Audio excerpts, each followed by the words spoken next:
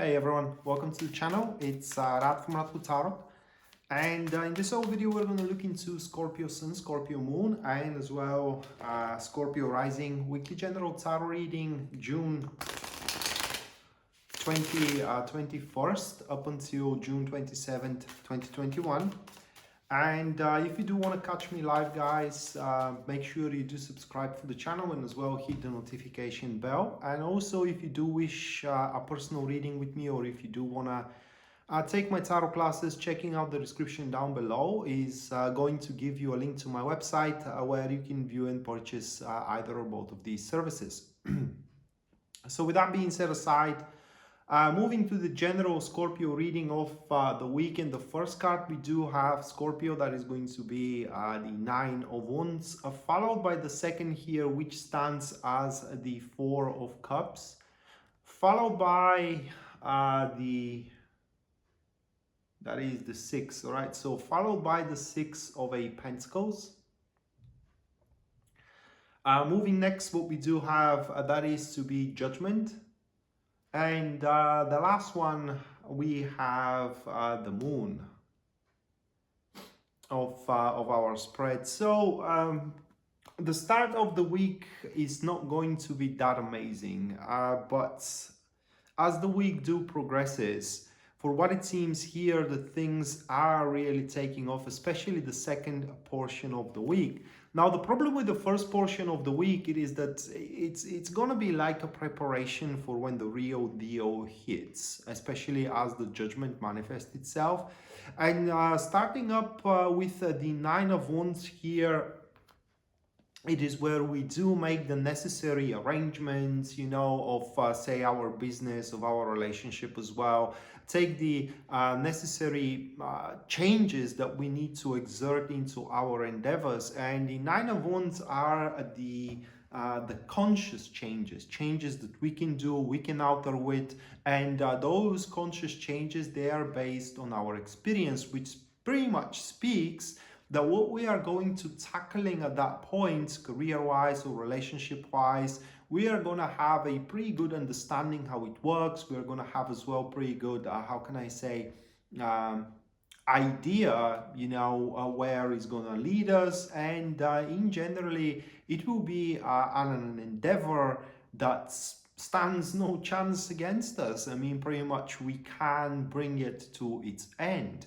And so if you do feel, how can I say, if you do question what you are doing at that point, are you going to be able to be successful with it or not? Well, you will, right? We, because I'm a Scorpio as well, we will successful at that point. But with the Nine of Wands, and I do have that client once that, you know, asked me what is going to take to do something, whatever it was. And before I say what was about to take, the client said, don't dare saying to me that it's going to take patience. Just don't dare.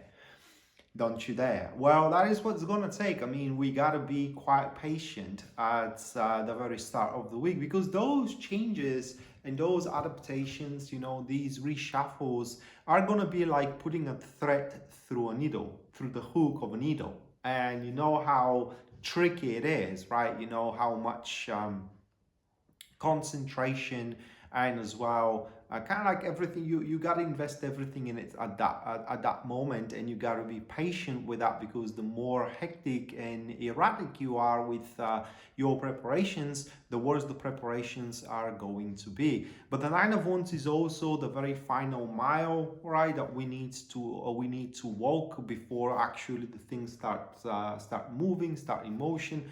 Look at it as the final stretch before the finish line. And right after that start of the week, Four of Cups pretty much sets in. And Four of Cups, it has two manifestations for a Scorpio.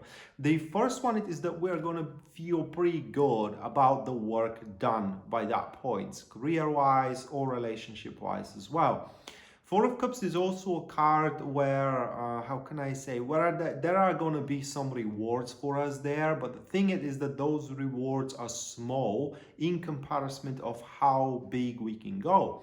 And Four of Cups, if you do look at the traditional deck there, where a cup is offered from a cloud, but the guy doesn't stare at the cup, it pretty much means that at this point, at these early stages of the week, we have to pretty much have that awareness to look around ourselves and to look beyond the box so we can see a additional opportunity. Because the thing is that, as I said, that there are going to be rewards. We are going to consume those rewards pretty quickly, and we have to keep up moving with ourselves. We have to keep up growing.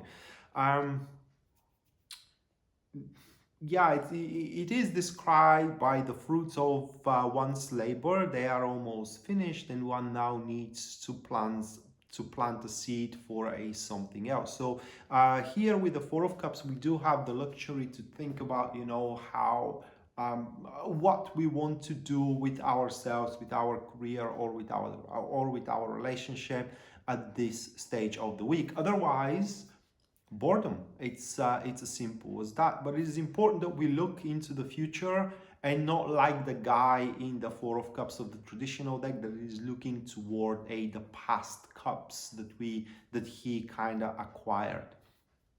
And right after that, we do have the Six of Pentacles. And Six of Pentacles, it's a very tricky card when it comes to this reading.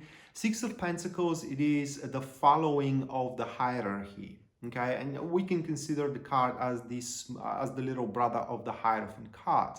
If you do look at the traditional deck, we do have a rich man that it is putting a change into the beggars. The thing is that tomorrow the beggar is going to be a beggar. That change, that's this small change that is not going to transcend its situation. Yeah, he may be able to buy a meal today, but tomorrow he's gonna still be a beggar. And the small change ain't going to change anything with the rich man's status. Okay, so the hierarchy is brought to bear. And what pretty much this card tells us, it is that things are set in motion. It is because the hierarchy is there. You're moving into its ladder. We are moving into its ladder. And also it stands for that nothing can truly help us at that point unless we do help ourselves. Like the rich man cannot help the beggar. The beggar tomorrow is going to be a beggar unless he steps for himself. So the help trying to find a help for our endeavors at this mid stages of the week is just only going to postpone the inevitable. So we really have to step for yourself. That being said, don't expect, for example, that the co-worker is going to do the job for you or is going to swipe the things under the rug. Don't expect that, for example, the family of your partner in life is going to breathe some sense into them because they want, or they're going to save your marriage or anything like that. You are the only one who can do that. And you have to step for yourself and pretty much lay your cards on the table. And it's a good thing about the Six of Pentacles from another standpoint of the hierarchy being brought to bear, meaning that, you know, wherever you sit on the right place, and no one at that point can take that away from you. So with this card, you can know that your job is sound and safe and cannot be taken away from you. Your relationship as well, although there may be problems in there that you have to step in for them and try to resolve them yourself. And right after that, a judgment really takes place, and that is a peculiar card for us in at this particular point. Now, judgment, it's the moment where everything starts making sense. The preparations we made, as well the growth into the what did I say there? The growth into the fruits of our labor, the hierarchy that we brought to bear, everything starts making sense. For the judgment, it is like the call of the universe, the wake-up call we have waited, and those that have lost their path, by that point they are about to find it back again with the judgment, because the judgment is also considered like unity. It sounds really amazing, you know, it could be the unity in between two people, but the prime reason of the judgment is the unity in between the body and the soul. And thus one finds dying path. Now, those that have lost their way, they don't know what to do, or if you are such that you don't know what to do, how to approach certain situations, should you walk away or not, should you stay or go, these kind of like a drastic decisions that you pretty much cannot figure it out, because each one of them, it kind of has its own compromises and it's not perfect. When judgment truly hits, then you do understand what you really have to do. That is like I said, like the wake-up call. It usually manifests when you do have so many options available. One kind of like appears out of nowhere. That's it. Pretty much makes the most sense out of everything. Judgment could be classified that this is the moment where the genius comes with that genius idea, when a breakthrough happens as well. It is pretty much the point where the whole pieces of the puzzle pretty much snaps together. And yeah, I mean, that could be a birth of a child. It could be the grand love you have been expecting. It could be as well the grand job that you hope to find, and among many, many other things. Again, it does depend on what endeavor you are. And you are finishing here the week, Scorpio, with the Moon card.